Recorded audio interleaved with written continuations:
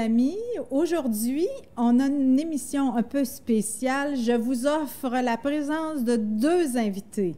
D'abord, Pierre Proulx, qui est curé de la paroisse Saint-Christophe d'Arthabasca et coordinateur... Membre de l'équipe pastorale aussi de l'unité. De l'unité. De Victoriaville. OK. Et toi, Jonathan?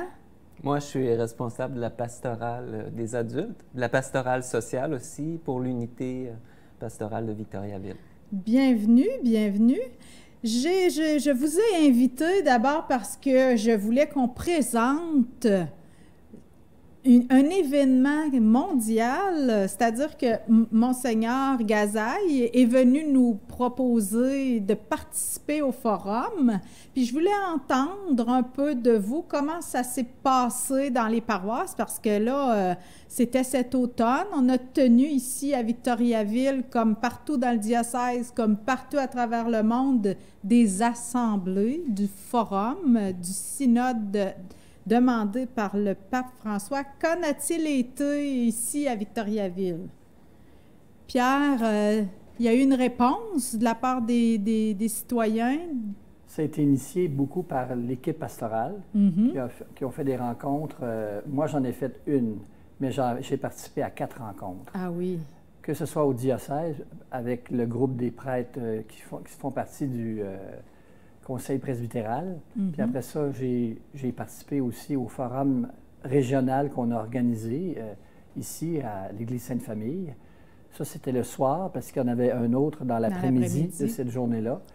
Et il y a aussi plein de petites rencontres qui ont été faites par différentes personnes de l'équipe pastorale, puis aussi de mouvements comme le Cursier, des communautés. Des communautés. Moi, ce qui m'a impressionné, c'était les rencontres qui ont été faites virtuellement et en présence avec les groupes là, de parents et des jeunes qui font les catéchèses, qui font l'éveil à la foi, l'éveil à la foi, préparation au sacrement, ouais. particulièrement. Puis aussi, même les jeunes adolescents, parce que je sais qu'Amélie, elle a parlé aussi à Amélie Voyer, qui s'occupe de la pastorale des jeunes. Elle aussi, elle a initié des rencontres avec ces groupes. Ouais. Globalement, l'expérience de cueillette de propositions, de cueillette d'informations, c'est satisfaisant pour vous? Comment est-ce que vous avez reçu une réponse plutôt froide, un accueil plutôt mitigé, ou si ça vous a paru intéresser les gens, un apport positif? Comment tu décrirais ce qui s'est passé? Oui, vas-y. L'aspect positif, je pense que c'est plus... Il y a plusieurs petits groupes qui ont participé. Plusieurs petits groupes qui ont répondu aux 4 aspects du forum là, qui posent sur les grandes questions, sur les grandes orientations de la foi chrétienne. La célébration, la fraternité, l'éducation de la foi et l'engagement dans le monde. Là. Alors, ça portait là-dessus, puis les groupes choisissaient l'un ou l'autre des aspects où il y avait une série de questions, 3 séries de questions. Là. Et évidemment, les réponses ont été surprenantes, puis en même temps, ça a été colligé par nous, mais aussi envoyé au diocèse, puis les responsables diocésains, surtout Anne Penel, qui est la secrétaire là, qui ramasse tout le résumé des consultations. Ah oui, parce qu'il y a eu, je pense, 900 propositions qui ont été faites. Il y a plus que 600 personnes qui ont participé.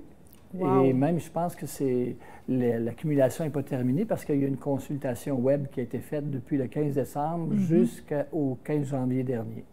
Ouais. Bien, félicitations pour cet événement. Souhaitons qu'il ait des retombées.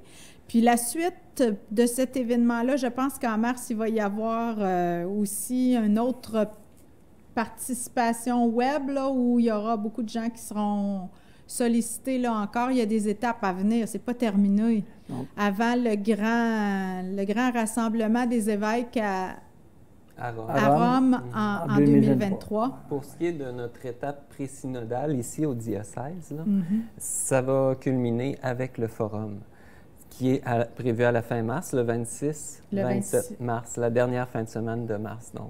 Donc le samedi, c'est le forum. Le dimanche, ça va être plutôt consacré à une célébration. Ah. Donc, il faut dire que le succès actuellement de cette étape pré-synodale en diocèse est beaucoup attribuable au dynamisme, justement, des personnes qui œuvrent au diocèse, de Annie Beauchemin, par exemple, et de plusieurs personnes qui sont sur le comité aviseur. Qui continuent d'alimenter, de recueillir, qui ont amené leurs idées, qui ont structuré la démarche. Qui ont soutenu l'effort. Hein? Puis, bien sûr, c'est ça, la participation de toutes les personnes partout à travers le diocèse. On dit que c'est 125, peut-être plus, rencontres qu'il y a eu en tout. Puis comme disait Pierre, beaucoup, 900 propositions bien. Et là, une fois additionnées, toutes celles qui vont être ajoutées par la consultation web, qui permet aux gens qui n'ont pas pu être sur place d'ajouter leur voix parce qu'on sait, l'Église, il y a les pratiquants, il y a les non-pratiquants, il y a des baptisés un peu partout qui sont plus ou moins, qui gravitent autour de l'Église et qui, eux aussi, ont le goût de se prononcer, eux aussi ont une vision, eux aussi ont des idées à apporter pour renouveler notre Église. Puis il y a un autre aspect aussi, je pense que l'évêque, ce qu'il t'a dit, je n'ai pas entendu l'émission, je n'ai pas reçu l'émission, mais il nous a promis que dans le résumé de ce qui va être dit, des propositions, ils vont faire comme des grands axes. Puis, l'évêque a dit qu'il s'en servirait aussi pour nous aider à nous orienter comme Église diocésaine. Oui. Continuer à certaines orientations, puis peut-être initier d'autres. Les initier, les favoriser, c'est très beau. Bien, souhaitons que vous soyez nombreuses à répondre encore en mars à l'appel de notre bon pape François. Je vous ai fait venir aussi plus près de nous pour présenter une initiative qui a pris sa place durant la pandémie, les célébrations virtuelles de la parole. Est-ce que c'est appelé à continuer? On est en plein cœur, ça continue. Hein? Oui. On pensait que ce serait simplement durant le temps de la pandémie, mais on se rend compte que les gens qui ont fait les célébrations de la parole ont trouvé là une forme de nourriture qui les appelle à continuer. Qu'en est-il en ce moment-là de cet élan qui est arrivé avec la pandémie? Pour faire un peu d'histoire. Vas-y, Pierre. Ça a commencé à l'automne 2019. C'est Annie Jutras qui a rassemblé des personnes pour justement se préparer à vivre des liturgies dominicales de la parole dans les prochaines années parce qu'on va manquer de célébrants pour les célébrations eucharistiques le dimanche. Alors, comme c'est un besoin des communautés chrétiennes de se rassembler le dimanche, c'est une réponse. Et la pandémie est arrivée en mars 2020, entre autres, là, quand la pandémie a commencé. Le groupe s'est rassemblé, quelques personnes se sont rassemblées par Internet aussi, puis initié cette démarche de préparer une liturgie de la parole par semaine, pour le mercredi. Une courte célébration. Sans célébration, ça c'était à part les célébrations parce qu'une célébration dominicale était faite aussi et diffusée à chaque semaine. Oui, ça c'était comme on enregistrait la messe, les textes de la messe avec le commentaire puis la célébration. Puis c'est surtout David Vincent qui diffusait sur le web la messe qu'on enregistrait. Oui. Ça a été un soutien à la prière. Beaucoup de personnes participaient, on s'est rendu compte que bon, il y avait 500, 600, des fois 900 personnes qui suivaient ça un peu partout là, dans la province. Puis ici, aussi, la liturgie de la parole, environ 200-300 personnes qui, d'une façon hebdomadaire, venaient écouter. Écouter le commentaire. Oui. Comment ça se passe? Qui sont-ils, ces gens-là? Des prêtres, des agents pastorales? Ce sont surtout des laïcs qui font partie de groupes comme la Rencontre ou le Curcio, surtout des membres du Curcio. Des gens aussi touchés par la parole de Dieu, alors avec Marek de Smet, qui s'occupe de la liturgie au diocèse, il y a eu une formation qui a été donnée pour les animations de liturgie de la parole le dimanche. Puis là, d'autres personnes se sont greffées après ça parce que ces personnes-là qui se sont formées ont interpellé d'autres pour collaborer à l'animation des célébrations durant la semaine. Parce qu'ils ont formé non seulement les groupes, mais quelques personnes qui, peut-être une fois par mois, une fois toutes les 3 semaines, animaient une liturgie du mercredi. C'est toujours les textes que la liturgie nous propose le mercredi qui étaient pris, commentés, avec des prières, un temps de prière, avec la musique aussi, parce qu'il y a des gens qui font de la musique, qui étaient interpellés à l'occasion pour animer, du moins monter cette liturgie de la parole hebdomadaire. Les chants étaient toujours aussi, je dirais, agrémentés de jolies images, photos qui permettent la réflexion, l'intériorité.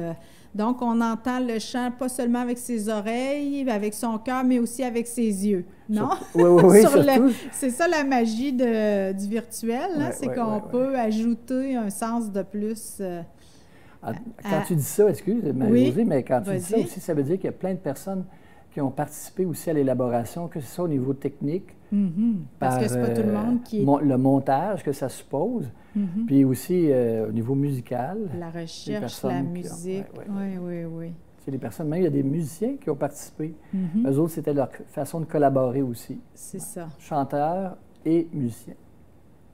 Donc, il y a de l'ouverture, il y a un accueil. Les laïcs, toi, Jonathan, tu as participé aussi à ces célébrations-là? Pour l'instant, j'accompagne le groupe. Puis mon tour va venir, là, en février. OK. Mais moi, ce que je voudrais souligner, c'est le dynamisme de ces gens-là, justement. Je les appelle les amoureux de la parole de Dieu. Oui, c'est ça. Les amoureux, les amoureuses de la parole de Dieu. C'est un comité d'une vingtaine de personnes quand même. Puis, c'est des gens qui ont décidé, une fois que la pandémie était comme un peu résorbée, là, en septembre, on s'est réunis puis on s'est posé la question, septembre 2021, bien, est-ce qu'on continue? Oui. Puis, ça aurait pu arrêter là, oui, parce que la pandémie... Bien, on était en questionnement à savoir comment on continue. Puis, autant sur Internet, parce qu'il y a encore des célébrations de la parole aux 2 semaines, donc le mercredi, qui sont diffusés. Donc, ça existe encore. Ça continue d'être diffusé. Oui. Donc, et en plus, on a décidé de poursuivre en présentiel aussi, c'est-à-dire durant les célébrations dominicales. Et on a eu une deuxième expérience, on pourrait dire, parce qu'il y en avait déjà eu une avant décembre de l'an dernier. Et ça se poursuit en février, en mars, puis en mai. Donc, on est comme en cheminement où est-ce qu'il y a un apprivoisement mutuel, tant de la part des animateurs, animatrices de la liturgie de la parole, que de la part de la communauté priante, à ce que des laïcs s'impliquent davantage dans la liturgie de la parole. Alors là, tu me présentes 2 choses, si j'ai bien compris, Jonathan. D'abord, les célébrations de la parole sur Internet, qui sont devenues comme par extension une implication de la part de laïcs dans les célébrations à l'Église, dans les célébrations du dimanche, c'est ça? Oui, les 2 projets étaient là. C'est juste qu'ils ont continué à se développer, tout simplement. Et tout ça pour garder l'entraînement. L'entraînement, les gens qui ont commencé, qui se sont formés, puis ceux qui désirent aussi collaborer avec eux, se garder comme en route, en cheminement, en éveil. En arriver à un moment donné à présider et à animer des célébrations dominicales en présence, évidemment. Quand tu dis, Jonathan, permettre à toute l'Assemblée, c'est presque une conversion, c'est un appel à une conversion. Non, on a tellement dans notre idée, dans notre histoire, dans notre tradition, vu un prêtre qui préside une assemblée, qui même on l'appelle le président de l'assemblée. Tu veux dire que maintenant, Jonathan, ça pourrait être un laïc qui serait le président de l'assemblée? Bien, l'objectif, c'est d'aller vers ça. Oui, effectivement. Mais les laïcs ne peuvent pas dire la messe, alors ce sera une autre forme de célébration. C'est une célébration de la parole, c'est ça, oui. C'est pas vraiment une Eucharistie dans le sens où il n'y aura pas la partie où on consacre le pain et le vin. Oui, ils peuvent appeler ça une adasse, là, en attente d'Eucharistie. Oui, c'est ça. Une adasse, donc ça se... Une assemblée dominicale en attente de la célébration eucharistique. C'est ça. Mm-hmm. À moins qu'il y ait des hosties consacrées puis qu'on décide de donner la communion aussi. Mais... Je pense que dans un premier temps, ce serait... on adapte tout ça. Ça, c'est une chose qu'on échange aussi dans la formation là, avec Marek pour répondre aussi un petit peu à ce que l'Église attend aussi, nous propose comme liturgie aussi quand c'est une adasse. Oui. Mais une façon encore là d'apprivoisement, parce que la communion pour bien des personnes, c'est important. On l'expérimente déjà dans d'autres régions, diocèses, et quand il n'y a pas de communion pour les gens, c'est un peu décevant. Alors, c'est pour ça qu'il faut s'apprivoiser aussi. La parole rassemble la communauté. Je pense que l'initiative répond à un besoin. La communauté, ou du moins des membres, des personnes, le dimanche, ont besoin de célébrer ensemble. Puis, comme il n'y aura pas d'Eucharistie à certains moments parce qu'il n'y a pas de prêtre, bien, ça sera possible, c'est possible autour de la parole de Dieu. Ça aussi, c'est un défi. Tu sais, garder cette joie et aussi cette... De la célébration, du rassemblement, le dimanche, sans nécessairement partager l'Eucharistie. Voilà. À l'Église, Pierre, on dit souvent qu'il y a 2 tables à la célébration eucharistique. Il y a 2 tables. La table de la parole, qui est une nourriture. L'homme ne vit pas seulement de pain, mais de toute parole qui sort de la bouche de Dieu, non? Puis, il y a aussi la table eucharistique. Alors, les 2 sont d'égale importance. Il y a eu dans l'histoire de l'Église, puis des célébrations, beaucoup, à un moment donné, la parole n'était pas du tout importante. Hein? Je pense au temps où, très peu, moi, j'ai pas connu au temps où la parole était dite en latin, les gens ne comprenaient pas du tout le verbatim, tout ce qui était dit. Mais par contre, il y avait beaucoup d'importance sur le temps, sur la table eucharistique, alors que maintenant, bon, il est possible...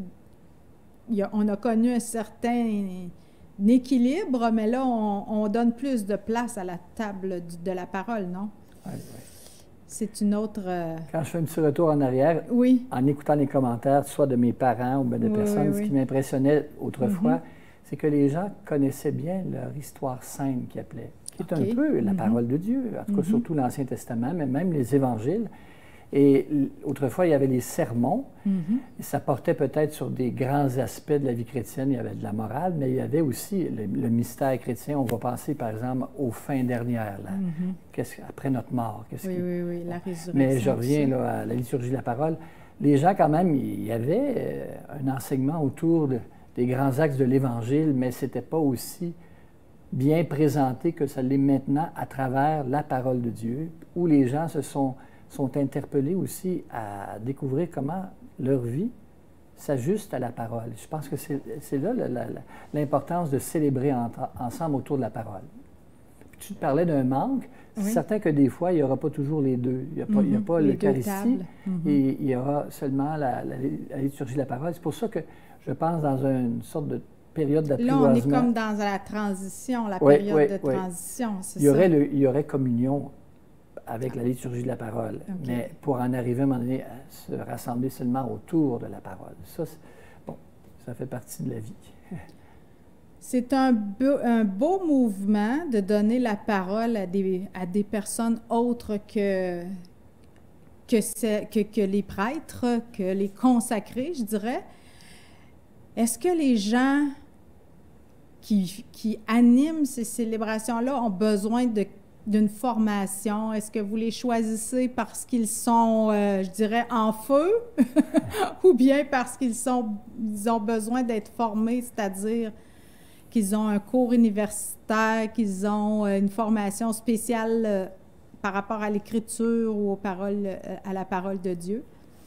Je pense qu'on a choisi, en tout cas les personnes qui se sont présentées, ils ont déjà un cheminement de commencer avec la parole de Dieu, entre autres. Dans les mouvements, surtout. Puis c'est ça, dans l'application aussi au cœur de leur vie.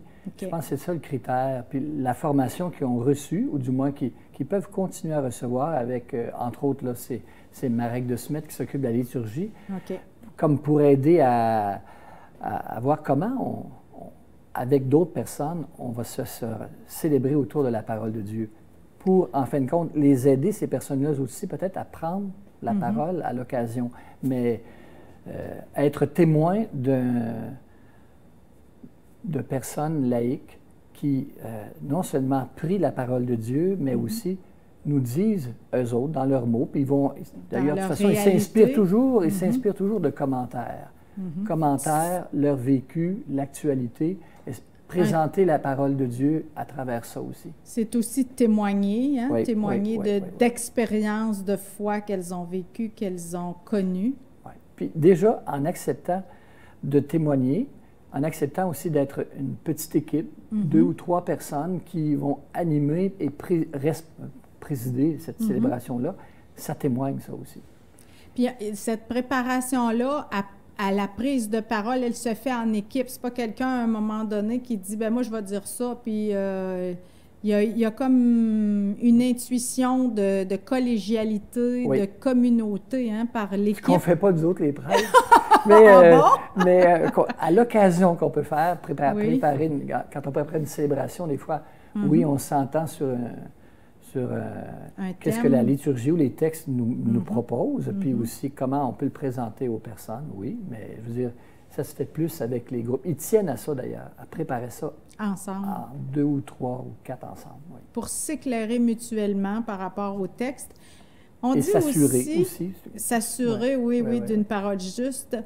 On dit aussi que les textes sont comme choisis, qu'ils se parlent. Hein? C'est un courant, Jonathan, qu'on a exploré, nous, en cours. On a fait des cours ensemble avec un prof bien spécial qui nous apprenait comment les textes se parlent entre eux, ce qu'on appelait dans notre cours l'intertextualité, c'est-à-dire un texte qui répond ou qui parle avec l'autre. C'est un peu ça aussi, découvrir la parole de Dieu quand on va à la célébration. C'est pas pour rien qu'il y a un psaume, qu'il y a une lecture de l'Ancien Testament, qu'il y a une lecture du Nouveau Testament, puis ensuite un extrait de l'Évangile. Ces textes-là ont été choisis pour se parler. Pour parler aussi, ça dépend toujours d'une dans l'année, réalité. Du mystère en toi. Parce que justement, je ne sais pas trop là-dessus, les fameuses années liturgiques, là, ABC, où les textes, justement, ont été préparés et choisis depuis longtemps, encore là, dans une perspective de présenter durant l'année tout le mystère pascal, incarnation, mystère de mort, résurrection du Christ, puis comment, à travers les textes, on passe un évangile par année, en tout cas, ou du moins les principaux textes d'un évangile, puis après ça, pour les grandes fêtes, là, ils reviennent tout le temps. Mais encore là, l'équipe qui va préparer les textes le dimanche tient compte aussi parce que c'est les textes de l'Église. C'est cette fameuse année liturgique. Elle est, ça fait longtemps que c'est comme entendu dans l'Église. Quand on célèbre le dimanche, c'est la même chose en Afrique, dans l'Église catholique, là, en Afrique, en Amérique du Sud, à Rome, c'est le même texte qui nous est présenté. Ensemble, toute l'Église prie sur le Évidemment, ça n'a pas les mêmes résonances selon la réalité des milieux. J'imagine. Pierre, comment tu vois ça, toi, la place de plus en plus, je dirais, élargie des laïcs, des croyants, des chrétiens, des femmes en particulier? Bien, je pense qu'on les a, les femmes, parce qu'il y a plus de femmes qui s'impliquent en Église. Parce que là, nécessairement, on va avoir des paroles de femmes. Oui. Moi, je vois ça avec... je pense que c'est déjà commencé depuis longtemps. Oui. Et j'espère que ça va s'intensifier. On a parlé tout à l'heure du forum, que ça va s'intensifier dans le sens de prendre place. Chaque baptisé a son mot à dire aussi dans l'Église, puis on doit en tenir compte. On n'est pas... l'assistance écoute, puis nous, on anime. Je pense qu'il y a un échange qui doit se faire de plus en plus et je trouve que les animations de liturgie de la parole dominicale par des laïcs, ça vient incarner encore plus cette réalité-là. C'est très beau. D'échange entre l'Église qui est dans le monde de ce temps, qui se préoccupe de ce qui se passe dans le monde, puis aussi, se préoccuper, ça veut dire écouter, puis ça veut dire aussi donner une parole, pas rien qu'une parole, une présence au cœur de ce monde-là. Donner des mots, mettre des mots sur ce qu'on entend. Puis ça passe par des personnes. Puis une chance que dont des femmes. Dont des femmes. Oui. Merci. Oui, tu as raison. Jonathan, tu étais venu bien équipé. Tu voulais nous parler de la pensée de Zundel. Ah oui, je ne sais pas si on a le temps pour ça. 1 minute. Ben oui, juste pour replacer, notre place comme baptisés. Zundel avait un bel extrait d'une conférence sur la véritable Église, c'est chacun de nous ensemble. Mm-hmm. L'Église n'est que l'image de l'Église que nous avons à devenir. Bien plus, le ciel tout entier est là, au-dedans de nous. Aller au ciel, c'est retrouver dans son cœur cette présence de Dieu qui nous attend. L'Église n'en demeure pas moins immaculée, l'Église mystère, l'Église mystique, l'Église sacrement, l'Église qui est Jésus, l'Église que nous avons à devenir, l'Église que nous sommes tous et chacun par tout ce que nous sommes, l'Église que nous avons à révéler silencieusement en resserrant nos liens avec la communauté. Merci Jonathan pour cette Église à venir qu'on prépare déjà ici dans les Bois-Francs. Je te remercie, Pierre, d'être venu nous présenter ces belles réalisations qui nous tournent vers l'avenir. En Église, on est souvent tourné vers le passé, mais il me semble que notre émission aujourd'hui nous a davantage tourné sur l'avenir. Merci à toi, Jonathan, d'être venu participer à cette émission. Je vous dis à la semaine prochaine. C'était Marie-Josée Roux pour l'émission Appel de l'Aurore. À bientôt.